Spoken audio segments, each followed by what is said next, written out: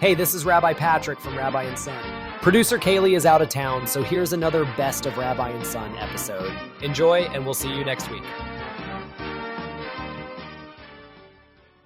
First Shabbat, you come downstairs, and there's like little books on the table. Mm-hmm. We gave you a bencher that was the conservative movement's bencher, so it's Hebrew and English and the transliteration, the phonetic spelling. Mm. And I remember you kind of looked at it and you were just like, you were just kind of going along with it. You were being cool about it.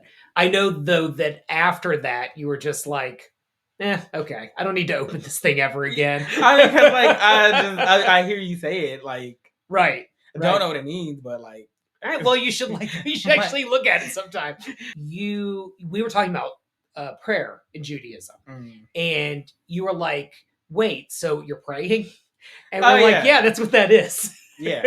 They're pre-written prayers. So your part in all of it is you slice the challah. That's your thing. And that was something that I actually decided to offer to you as like something that would be your thing, because it was important to me that you have something that you could do, that you weren't just kind of like observing, but that wasn't something that was going to like ask anything of you that was religious. And then I remember one time you asked if we could have queso. Oh yeah. Yeah, so we had like queso that we dipped. We haven't done that in a really long time. I decided to make yourself a sandwich. Mm-hmm. I see the washed pan sitting on top of the stove, which, I mean, I guess thank you for washing the pots and pans. But because I was raised. But tell me what was on said sandwich. It was a turkey and cheese sandwich. Yes, it was. Okay. So, I had some conversations with you about this situation of meat, dairy, pans, kosher pans. Well, to be fair, I've never seen you cook any like meat on that pan. Right, because it's a dairy pan. Yeah, I was cooking dairy. You were also cooking meat. You were cooking turkey. What do you have to say for yourself, sir? People have to eat. Right. Do we have to get you like a separate pan? No, because I like that pan. Right, but it is our dairy pan. It is not a meat pan, and it's not a mixing meat and milk pan. So I'm motivated to get you this panini press so that you'll stop messing up my pans. Yeah, panini press. So that was a pretty pro move on your part to like mess up the pans multiple times. Yes, but water cleanses. That's not how it works. That's not how it works. Yes, it does. If I throw dirt on you and you go take a shower, aren't you clean? Yeah, but there's more to it in Judaism. We have to make it more complicated all the time. We don't have a don't ask, don't tell policy when it comes to the kosher status of our pots and pans. Or anything else in this household, for that matter. Yeah, panini maker. Kids. Jewish world.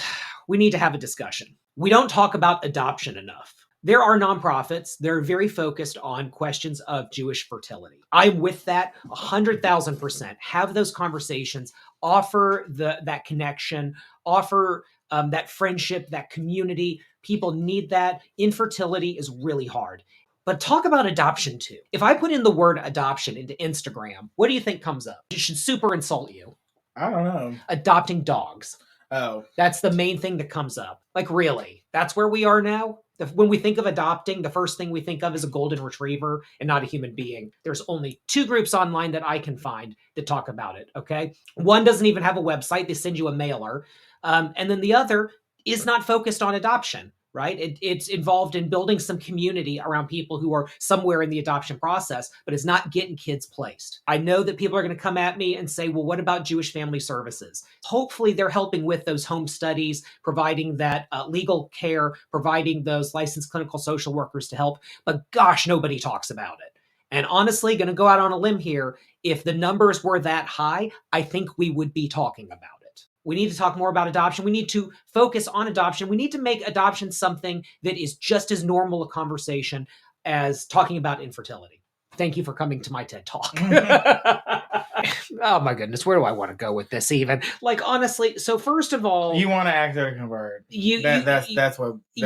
That's where this is really going. This is what you actually want. You want to ask her to convert. Okay, so that's the first thing you're going to have to actually contend with. There's nothing we can do about like the previous relationship with like the thing is, he should have thought about that before knocking boots. It is these are important conversations that need to be had prior to doing things Oh, sure. that, would...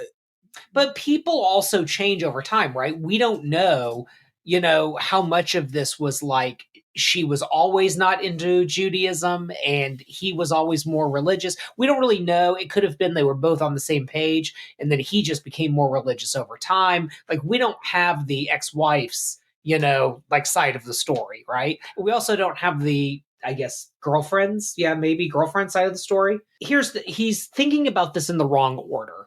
Order number one is, if you feel like you need to be with someone who's Jewish, you are not with someone who's Jewish. He said he doesn't like doing interfaith relationships. That's what he said. And yet that's what he's in. Exactly. So how's that person your soulmate when y'all aren't even on the same page? Exactly. Right. Nor do you like that thing about her. Right. So it's like, you're not soulmates, you're just saying words. And it's like, yeah, that's what happens when people jump into relationships and, don't take time. This reads in a very non-linear, mixed up, confused way, probably because this is what's going on in the person's head. Exactly. This person does not need to be in a relationship. They need to be focused on going to work, self-care, and being a dad. Oh, dang. Dad first. Javon throws down the law. Work second.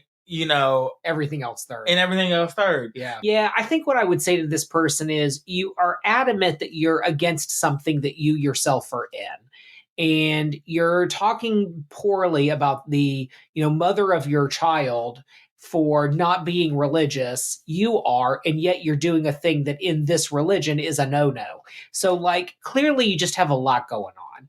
He probably has a very legitimate friendship, passionate relationship, whatever, with this woman, this Catholic woman, and that is sincere. I don't doubt that. I doubt that. Well, okay. I don't doubt the sincerity of the relationship. Focus on mitzvahs, focus on being a practicing Jew. Tell this person that you have had a relationship with, hey, look, we're not on the same page. We've broken up before. It's time to move on and move on. The question is whether the school should have to fund that.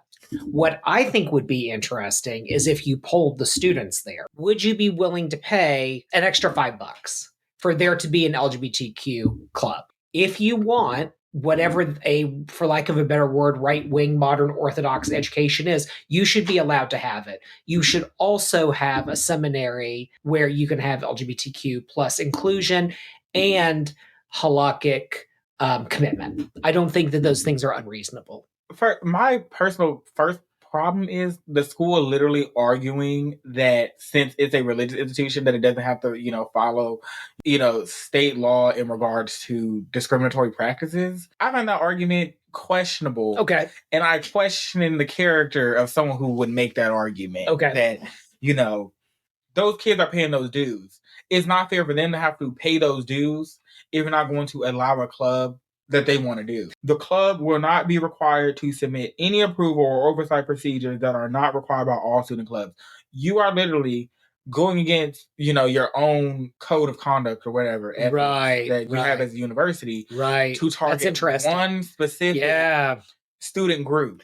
That is called an administrative screw up. How are you a Jewish educational institution and you're teaching, the Torah, and someone interprets the Torah differently than you, and then you're having a problem with it? Well, like, isn't that, I just found that completely, antithetical, to being Jewish in the first place.